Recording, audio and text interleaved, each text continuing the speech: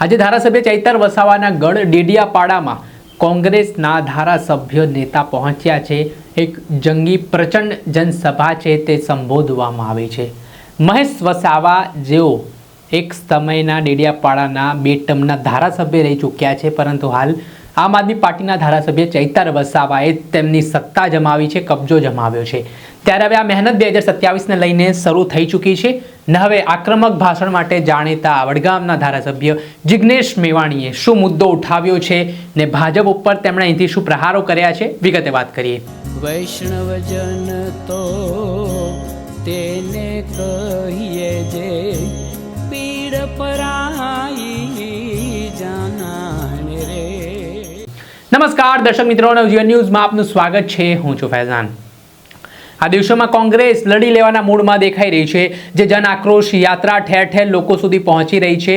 ત્યારે આમાં આગામી દિવસોમાં હવે વિધાનસભાની જે ચૂંટણીઓ 2027માં થવાની છે તે પહેલાં જ કોંગ્રેસે કમર કસી છે અને આદિવાસી પટ્ટાની વાત કરીએ તો જે વિશ્વાસ ગુમાવી બેઠી હતી કોંગ્રેસ મતબેંકોથી તે પરત કરવા માટે હવે આદિવાસી નેતાઓને તેમને પોતાની પાર્ટીમાં સમાવવાના ઓપરેશનો પણ શરૂ કર્યા છે। થોડાક દિવસ પહેલા આદિવાસી સમાજના દિગ્ગજ નેતા મહેશ વસાવાને કોંગ્રેસમાં સમાવવામાં આવ્યા હતા, ત્યારે હવે મહત્વના સમાચાર મળી રહ્યા છે, જેમાં આમ ચૈતર વસાવાનું હોમ ગ્રાઉન્ડ ગણાતા ડેડિયાપાડામાં આજે મહેશ વસાવાની એક જંગી જનસભા સંબોધાઈ, જેમાં કોંગ્રેસના વડગામના ધારાસભ્ય જિગ્નેશ મેવાણી ફરી એકવાર પોતાના આક્રમક અંદાજમાં જોવા મળ્યા, જેમણે ભારતીય જનતા પાર્ટી ઉપર પ્રહાર કરવાની શરૂઆત કરીને અનુસૂચિ 5નો જે આદિવાસી સમાજનો મુદ્દો છે તે ઉઠાવ્યો।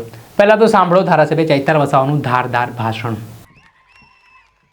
મંચ ઉપર ઉપસ્થિત સૌ સન્માનીય સાથીઓ, સૂચના છે કે બધાના નામ નહીં લઉં, છતાં વિક્રાંતભાઈ ભુરિયા, સાથી અનંત પટેલ, સુખરામભાઈ રાઠવા, તુષારભાઈ ચૌધરી, બીવી શ્રીનિવાસ, કરશન બાપા, રવિન્દ્રભાઈ તડવી, અમારા મહેશભાઈ વસાવા, અમિતભાઈ ચાવડા પ્રદેશ પ્રમુખ શ્રી, જેમના નેતૃત્વમાં આ યાત્રા નીકળી છે, એસસી ડિપાર્ટમેન્ટના ચેરમેન સાથી રાજુભાઈ પારગી, આપ તમામ બહેનો, માતાઓ, વડીલો, યુવાન દોસ્તો, ખાલી 2 જ મિનિટ તમારી લઈશ।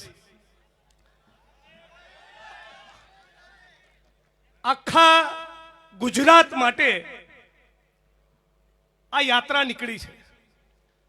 ગુજરાતના બેરોજગાર યુવાનો માટે જેટલે પણ મોલ અને મલ્ટીપ્લેક્સ બન્યા, જેટલા પણ શોપિંગ સેન્ટર ટાવર બન્યા, જેટલી પણ હોટલો બની, તમામે તમામ પોલીસ સ્ટેશન, મામલતદાર પ્રાંત કચેરી, જિલ્લા પોલીસ વડા અને કલેક્ટરની બિલ્ડિંગ, આ તમામે તમામ એ દાહોદના, ગોધરાના, દેડિયાપાડાના, બાંસવાડાના, ડુંગરપુરના આદિવાસી કડિયા મજૂરોનો લોહી અને પરસેવો છે। તમને તમારા આ પરસેવાનું સાચું વેતન મળે, આદિવાસી સમાજને સાચા અર્થમાં ન્યાય મળે અને રાહુલ ગાંધીનું, કોંગ્રેસ પાર્ટીનું, મલ્લિકાર્જુન ખડગે સાહેબનું આ દેશના બંધારણનું સામાજિક ન્યાય પ્રસ્થાપિત કરવાનું જે સ્વપ્ન છે એ સ્વપ્ન સાચા અર્થમાં સાકાર થાય, એટલા માટે તુષારભાઈ અને અમિતભાઈના નેતૃત્વમાં આ જન આક્રોશ રેલી છે। તુષારભાઈ અને અમિતભાઈ માટે એક જબરદસ્ત તાળીઓનો આવકાર થઈ જાય। છેલ્લા કેટલાય દિવસોથી ગુજરાતના આદિવાસી પટ્ટામાં સંઘર્ષ કરી રહ્યા છે। સાથીઓ, આજે સર્કિટ હાઉસમાં બેઠા હતા, તારો મિત્રોને પૂછતો હતો કે કયા મુદ્દાઓ પડવા જેવા છે, ત્યારે એકની એક ચર્ચા, મેં તો 20 વર્ષ મને પણ આ બોલતા થયા કે 5મી અનુસૂચિ લાગુ કરો, કડિયા મજૂરો અમદાવાદ ને સુરતની બિલ્ડિંગો પરથી ચડીને મરે છે, જળ જમીન જંગલ અમારા છે અને છતાં મરજી આવે ત્યારે સત્કાર વિસ્થાપિત કરીને અમને ફેંકી દે છે। તો આજે તમને બધાને ખાસ એ અપીલ કરવા આવ્યો છું કે હે મારા ગુજરાતના આદિવાસી ભાઈ બહેનો, તમે ક્યારે આ સરકાર અને ગુજરાતની જનતા જોડે તમારા પરસેવાનો હિસાબ તમે ક્યારે માગશો? તમને એ કહેવા માંગુ છું કે તમે સુરત આવો, તમે વડોદરા આવો, રાજકોટ આવો, અમદાવાદ આવો અને ગુજરાતની જનતા અને ગુજરાતની સરકારને કહો કે અમે ગુજરાતના 15% આદિવાસીઓ આજ ગુજરાતનો હિસ્સો છીએ, પણ અમને ન્યાય ક્યારે મળશે? ક્યારે અમારા બાપ દાદાઓ અમદાવાદ અને સુરતની બિલ્ડિંગો પર ચડી ચડીને એક 200-500 રૂપિયા માટે જે મરે છે, એ મોત એમના લમણે જે લખાયું છે એ મોત અમારી કિસ્મતમાંથી ક્યારે દૂર થશે? ક્યારે અમને જંગલ જમીનનો પૈસો મળશે? ક્યારે જંગલ જમીનનું વળતર મળશે? ક્યારે જંગલ જમીન અમારા દાવા એ સાચા અર્થમાં સાર્થક થશે? આજથી 15-20 વર્ષ પહેલા કોંગ્રેસની સરકારે તમારા માટે જંગલ જમીનનો કાયદો બનાવ્યો.